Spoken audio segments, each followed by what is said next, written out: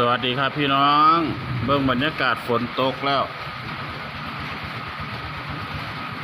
ฝนกำลังจะเริ่มตกฟ้าห้องบึ้มอยู่ฟ้ากันมาตะหัวตะสวน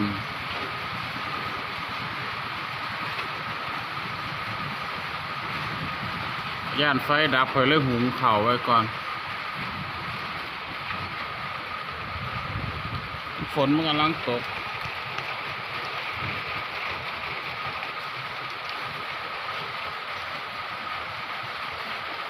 ธรรมชาติดีพี่น้องเลย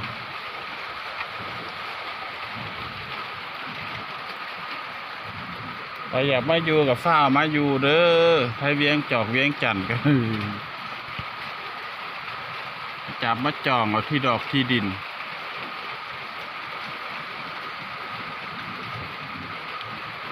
เห็นว่าเฮือนเขา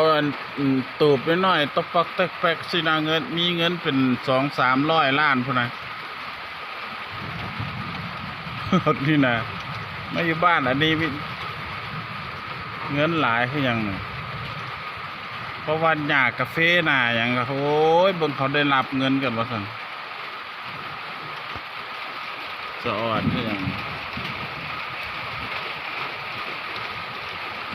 เห็นว่าบ้านเขาน้อยๆจังสินะเนี่ยกระตูบนะฮะเงินบักหลาย500-600 ล้านอันน้อยๆแน่ๆนี่เขาบ่ได้ถ่าขอเงินน้ำพ่อน้ำแม่เด้อเขาหากินเองเขาย้ำกาแฟเขาก็ไปเก็บเขามีเงินเก็บพุ่นละ5-6 ล้านน้อยๆนะมันคือคนไทยเวียงเด้ไทยเวียงล่ะย้ำเล่นเล่นแท้ว่าอันนี้ย้ำเฮ็ดเวียกเขาก็เฮ็ดเอาแท้ว่าเด้เด็กน้อยบ้านนี่พอแล้วย้อมขึ้นภูขึ้นผาเขาเก่งแจ็คเป้กับยางแบกฟืนโอ้ยน้อยๆแน่ๆนะไปอีต้นเขาบ่ได้เลยอีต้นเขาอีต้นเฮาดีกว่า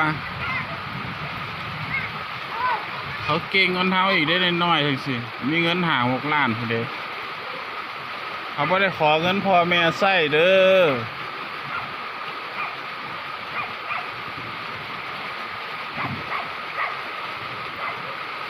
อยามเรียนเขาก็เฮียนมีงานเก็บกาแฟเขาก็ไปแต่ว่าจ้างเขาเฮ็ดดังเขาเฮ็ดเบิด